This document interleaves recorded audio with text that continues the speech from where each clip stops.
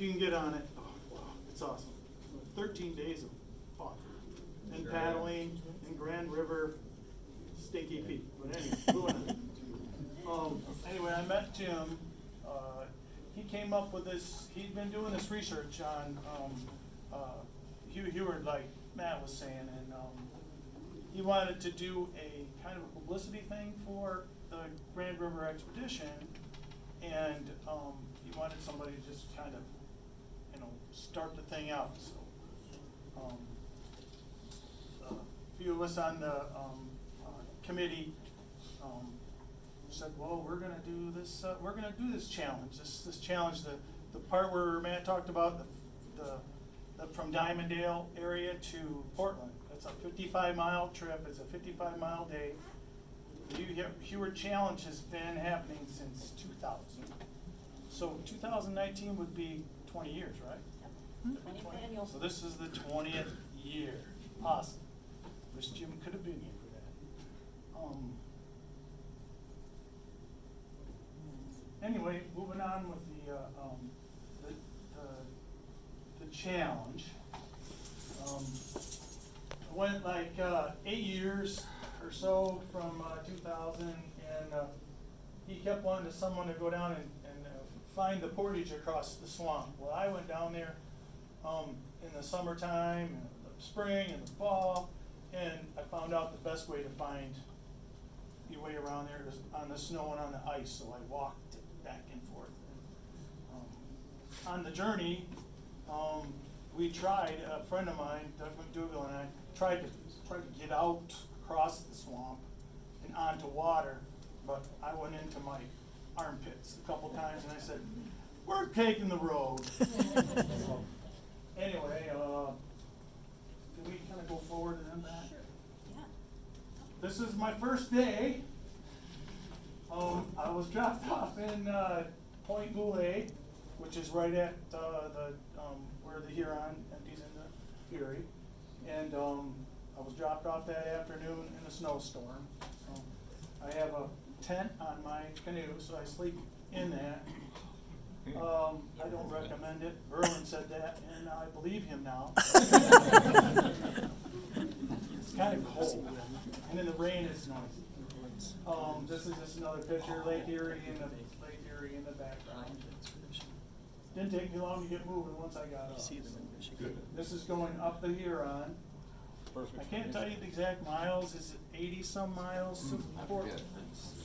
Between 80 and 90 miles upstream to Portage Lake.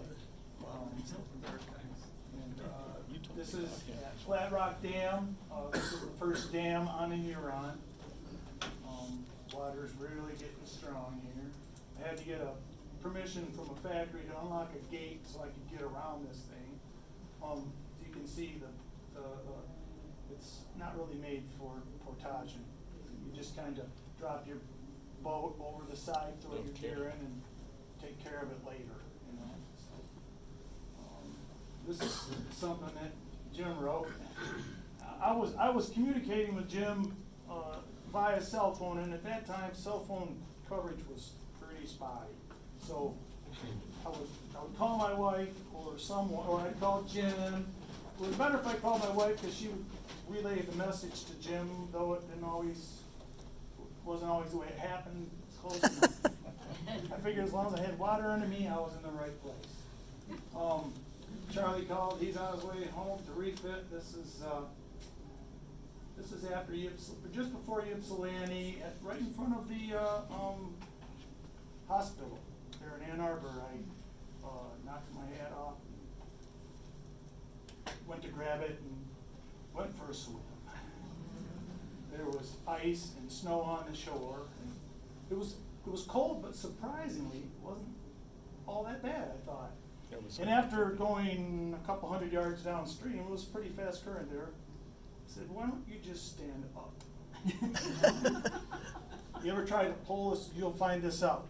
Never tip over in a sea wind, fall out, go to shore, because they're hard to empty, and they don't pull through the water very well. So anyway, a fellow from the apartment came down, let me in the bottom, let me use the dryer, dried me out. There was someone in the conversation of the emails and stuff going back, kept telling Jim, oh, that's dangerous. Oh, he shouldn't do this. Oh, he shouldn't do that. He's gonna get killed. Well, that kind of got Jim worked up a little bit. He was worried about me. He didn't even know about me dumping in the river yet. I didn't want him to worry. Because when I would call Jim, I would say, no, I'm at such and such. First thing out of his mouth was, where the hell are you at? I'm going to know this. I got water under me, we're good. I told him where I was at. Okay, oh yeah, I got it. He was doing did he have the Google Earth then? Yeah. Yeah, so he was following. I think he hired a satellite. He would have if he could have. Anyway, the whole thing on this trip it wasn't about me, it was about an old guy that I really cared about. He needed somebody with brawn and no brains. Somebody that liked cold weather paddling, which I didn't really, but I adapted. Anyway, going upstream, going through, I want to catch up here, going through the ponds, you've got Flat Rock, and then I think there's a French Landing. Yeah, so you got Ypsilanti, Ann Arbor. You gotta get through Detroit. Ypsilanti, Ann Arbor, but there's no dams there, but oh gosh, there's. You have Superior Dam. Yeah, that name where all you- the dams, there's more dams down in Huron than you think. Yeah. That you gotta get around. And some fast water that you just can't paddle out. So you gotta get out, put your canoe on a cart, and 5 o'clock's a great time, because everyone's getting out of work. I'm saying, you know how I can get from this part of the river to that part of the river? Yeah, just take the sidewalk to the end, turn right, go to such and such street, make a left. So I was, going through town to get back to the next dam, get on top of the next pond, to go on. So anyway, this is one of the dams, Argo Pond. It's a beautiful place. I recommend anyone going down there and stopping at the Huron Water Council, And Watershed Council. Watershed Council. It's a beautiful place. Eisenhower went on a date there. President Eisenhower talked about it being the most romantic evening of his life, except for his wife. It was a girl from college. His brother was going to college there. And this is actually getting over Flat Rock Dam. Well, that's in hell. You're in hell now. You can, Yeah. it's one place where you can go to hell if you want to go there. You can paddle upstream to do it. I recommend down. And this is where you enter the lakes, the Bruin Lake chain. I don't know if anybody's been down by Hell, Pinckney. You start at Bruin, and there's 5 lakes you go through. And you end up at the dam site in Hell. There's a dam right there. It's a great paddle. It's fun paddle. We Charlie, did it a looks lot. like you needed to do the Kruger shuffle. Your rudder wasn't down all the way. That happens. Sorry to interrupt. The wiggle thing, you gotta. Kruger shuffle. And I'm going, I want to put a rubber band on this damn thing, or a weight or something. This is on the Portage River, getting to, this could actually be upstream of,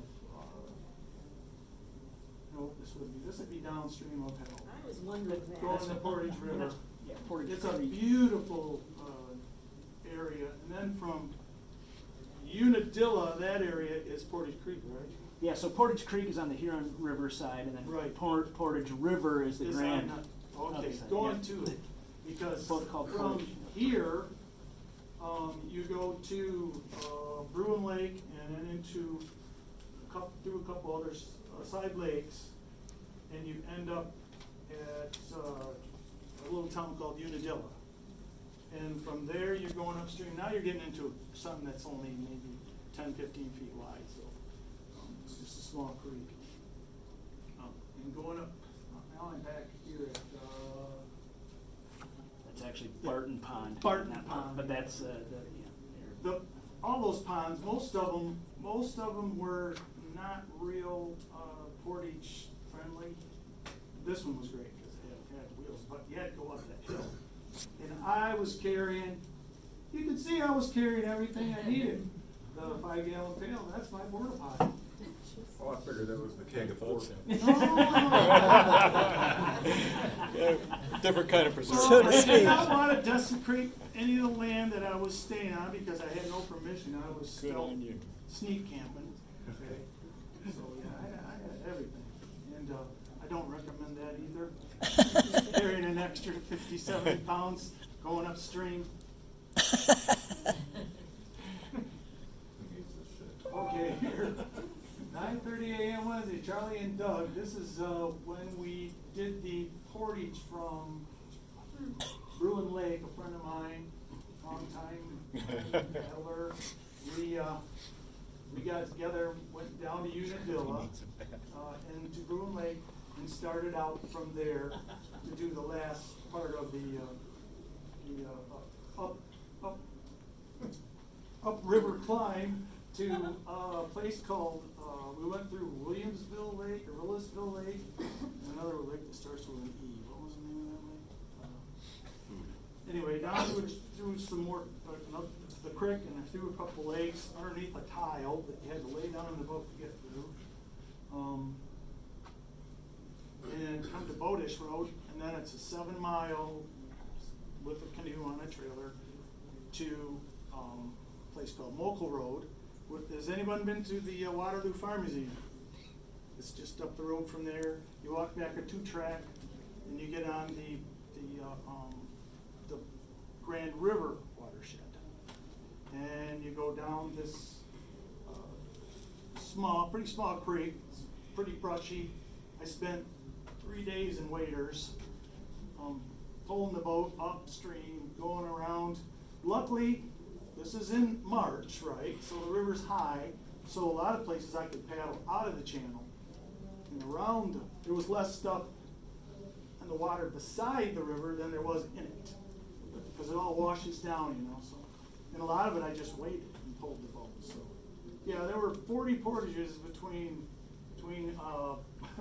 some small and some bigger, between Portage Lake, Little Portage Lake, and Hell. After that, it wasn't too bad. It was mostly just brushy. From there, you go to another Portage Lake, Little Portage Lake, and from that Little Portage Lake, it goes into the Portage River. And the Portage River takes you down to the Grand River, north of Jackson, on Maple Grove Road. And from there, you have a little bit of, you got trees and stuff you got to maneuver around. And once you break out of that, then it's just a downhill run all the way to, After I did the dump on the Grand River, or on the Huron there in front of the hospital, this fellow that was on the internet, scaring Jim, said, hey, how about pulling off the river for a while? I'm a little worried about you, and I want you to paddle up to the Portland, and then not Portland, to Dimondale, and then do the Hugh Heward challenge. So that was part of the Ultimate Hugh, was part of the Hugh. We stopped at the English Inn, these guys here, and this is my pal, Doug McDougal.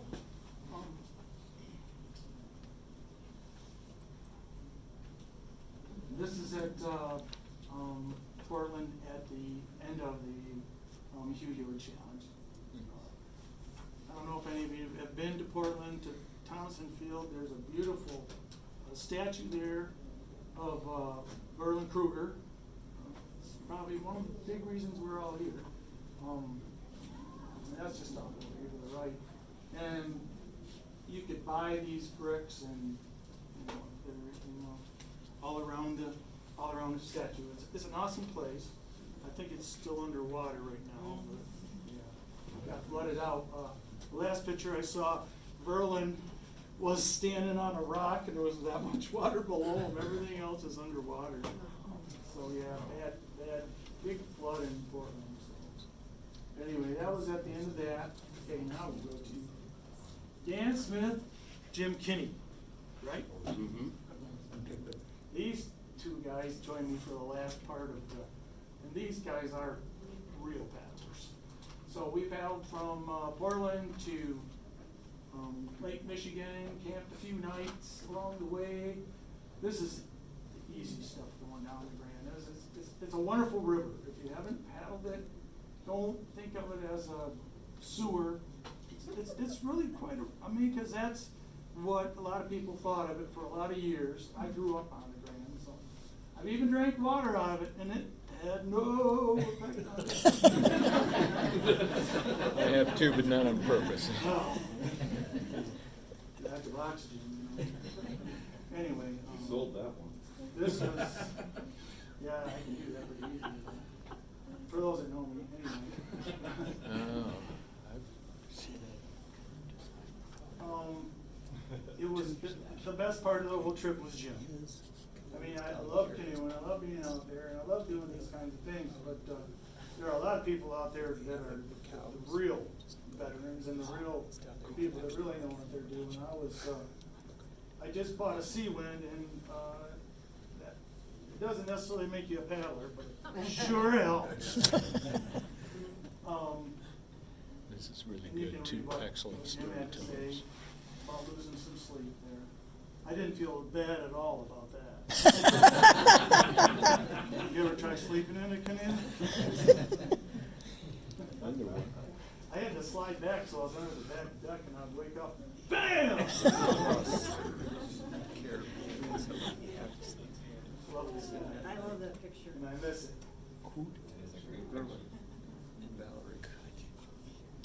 Right. Okay, from here we're gonna get, this kind of just shows, this is where 2009 had, and I'm gonna have Mark get up here and do that. I was on the trip with him from, we started in Belle Isle in 2009 and went across, and they went all the way to Chicago on Lake Michigan. So everybody, Mark Kardachevsky, get that right? Yeah, finally. Anyway, Mark. Well, I'm not going to go into as much detail as Charlie did. The trip that we did, this is the team that we had together. I think that guy with the red bandana his name is John, I think, and John he was Holmes. kind of on his own. John Holmes. Yeah. Dan Smith, Toby Nipper, he's from Florida, Charlie and I, we kind of all stayed together. We were all in Seawinds. He was in a, John was in a sea kayak, and he was moving faster than us, and he just kind of wanted to do his own thing, so he did that. If you want to go back to that map, though. We also had one person that wasn't in the picture, was Coach. Oh, yeah. And He was- kind of did his own thing, He did too. his own thing too. He did a lot of portage. He did more bike canoeing with his, He carried a bike with him. and a bike trailer, And so his- he biked across Michigan with a Yeah. canoe behind him. Well, like Charlie mentioned, coming up to Huron in '09, the water was even higher. I think. Higher than it was. In 2008, it was a record year, 40 years. It was the highest it had been. And then it was even higher. 2009, it was, I thought, oh, it'll be better this year. Yeah, and I think it was. It was, Yeah. you know, because we could stay in the river more. We didn't have to get out to go around all the log jams and stuff. But then in the fast water, we had to get out and portage around it. It was kind of cool having four of us there. You know, it feels more like a team, I think, and you know, you don't get as scared when you're pushing it after dark or before the sun comes up, which we do sometimes. We had quite a few people start with us at Belle Isle that year and just paddle down, the Detroit River. Not everybody's, took the right and started going up to Huron. There was even a team, Chuck Amboy, I think I saw Chuck come in. Yeah, you got over there. Catted up there with Yeah, the they Chuck? Catted up? catted up and actually did some sailing. Did you do some sailing? Yeah. That first day? Yeah, Yeah. the wind was against it, but we tried. They did a lot of tacking. Yeah. And, it was really fast water coming up the Huron, but then once we got into the Grand, it was pretty smooth sailing. And that year in 2009, our goal was to catch up with the main group that was going to do the 50-mile run. So we were kind of under a time restraints, and so we had to push it pretty hard. And it was tough coming up the Huron. But then going down the river, it was pretty smooth sailing. Once we got out to Lake Michigan, you know, it was still the middle of April, so that's not the best time to be on Lake Michigan. We kind of lucked out with some warmer days, you know, got up into the 60s, I think, but you know, the water's still really cold. We did bring sails with us, and we catted up and did some sailing out on Lake Michigan, and then just kind of scooted it around to Chicago. Once we get to Chicago, Mike Smith met us down there, and there was a few other people that came with him, and so we locked into to the Chicago River and went quite a ways up into the city, and you know, we did some toasts to Jim and Berlin and stuff while we were on the water, which is pretty cool, you know, with all the water taxis and stuff zooming around, and it gets kind of treacherous, but it was a good trip, and it'd be nice to go and redo it, you know, again sometime. I don't know if you'll want to go, Charlie. I do. He's retired now. But it's a nice run, you know, you get to really see central Michigan, you know, and by water, which is nice. It was a good time. Yeah, Lou's holding up in 1 minute, so.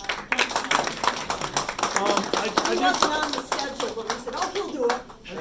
I wanted to mention that, Charlie forgot to tell the story about your nickname. The misspelling. oh, the Ulitimate, yes. Yeah, Charlie. In 2009, I always have stickers made up. There's a sticker on the front of that boat. It was supposed to say Ultimate. The company that I had make the stickers put an extra I in there. So it became Ulitimate. So we all became Jim's illegitimate sons. Like illegitimate, but I got a wonderful sister. This is my sister from another mister. And my brother back there from another mother. There. So it was good. We had more fun with it. I had the stickers remade.